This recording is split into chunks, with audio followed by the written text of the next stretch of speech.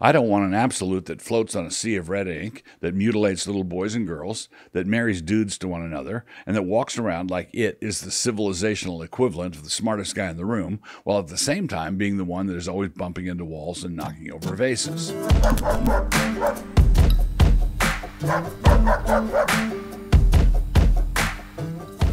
Introduction.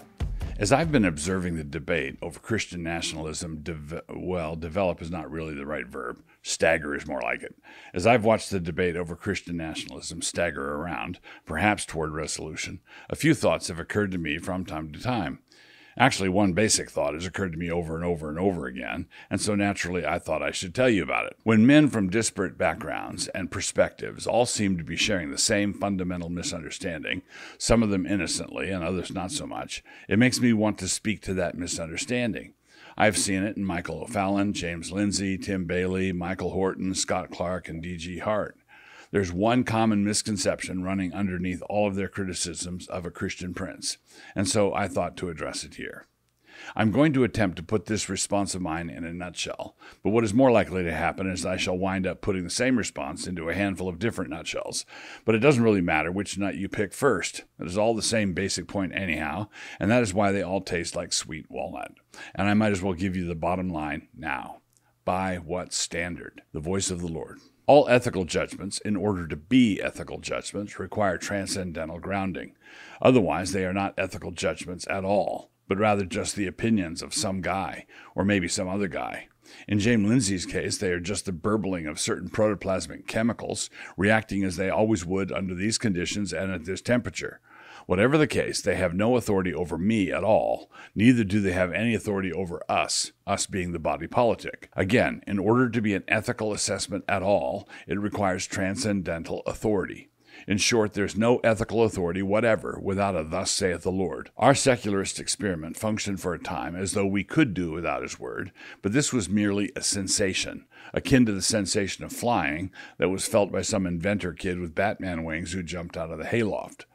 So, ethical judgments require an ultimate standard, but this necessarily includes all ethical assessments of the dire threat posed by Christian nationalism. In short, you can run, but you can't hide. Christian nationalism is the view that we cannot order our corporate lives together without reference to the divine. We cannot govern ourselves appropriately without reference to God. We need him. That is the view. That is what we are saying.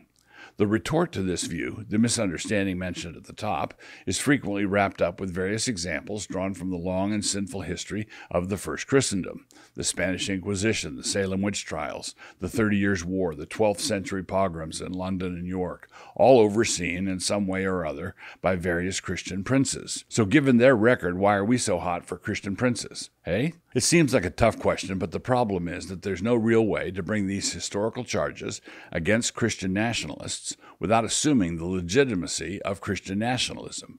Did Christ disapprove of these outrages? And if he did, then isn't our complaint against these Christian princes the fact that they were being disobedient, that they weren't being Christian enough, that their Christian nationalism didn't go far enough? But if you go the other way and say that Christ has no negative opinion of these outrages, then the natural question of why should we care then arises. Few would take that route, right? But this means that few would abandon the ideal of Christian nationalism. Say that some Christian prince decides to harass the Jews. As we would all grant, he is not acting like a Christian. But, and this is where I would turn to our interlocutors, is he supposed to act like a Christian or not?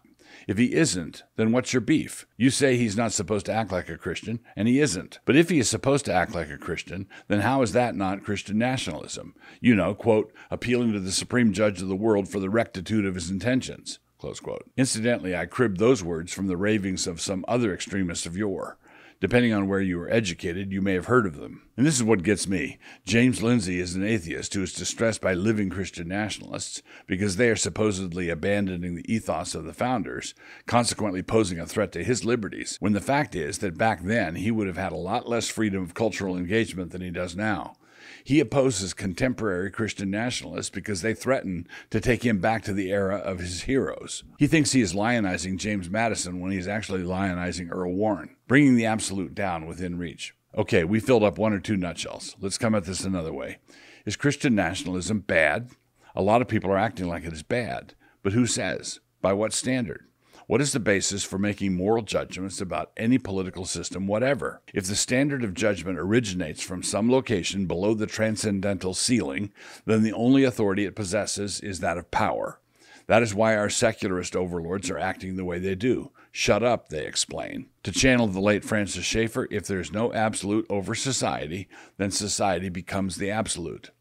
But speaking frankly, between us girls, as I look around at this dog's breakfast of a culture, I am disinclined to make it my absolute. I don't want an absolute that floats on a sea of red ink, that mutilates little boys and girls, that marries dudes to one another, and that walks around like it is the civilizational equivalent of the smartest guy in the room, while at the same time being the one that is always bumping into walls and knocking over vases, instead of talking nonsense. Now, our critics could evade the force of this reasoning by leaning in and owning it. They could say something like, yes, well, Christian nationalism is actually a noble ideal, and your points about its being an inescapable reality are well taken. But our problem is actually with you Christian nationalists. Your noble cause deserves better champions. We don't trust you. You speak as though the secular order is coming apart at the seams, and you are positioning yourselves to assume responsibility and rule once that disintegration is complete. That's as may be, but we think that you guys are singularly ill-equipped to do anything like that. We think you could not run a taco stand, much less assume responsibility for the restoration of Western civilization, or other hurtful words to that effect. As much as we regret how this would have descended to personalities, it at least has the advantage of not being incoherent. And one would see their point, of course, if only they would make it. If you would give me a minute, I bet I could round up some Christian nationalists who specialize in idiot memes and who think that what America needs right now is the dynamism of a Bonaparte, only a Christian one. But it will not do to read one or two such memes from the fringe and then pretend that that is what Stephen Wolfe was advocating in a book they didn't read. A common retort from our side, and one that lands on the jaw, is this: do the reading. But instead of making that point, which would at least be intelligible, we get things like this from D.G. Hart. When I look at that, I'm not quite sure where to look. It makes me want to not make eye contact with anybody. This Christian gentleman is telling us the story of Daniel's 3 friends getting pitched into the furnace, and is seriously maintaining that we have to keep in mind that Nebuchadnezzar was perfectly within his ordained rights to throw them in there. This is a new take on Bible stories indeed. John Stott once said that fuzzy thinking was one of the sins of the age. We have to do better. To the critics of Christian nationalism, I would urge 3 things upon you. First, do the reading. Fight with what we are actually arguing for and not with what might be an easier position to refute. Second, don't charge us with advocating for things that we abhor as much as you do. And third, if you object to our only apparent surrender to the balkanization of America, you can't fight that by accelerating the balkanization of the conservative Christian resistance.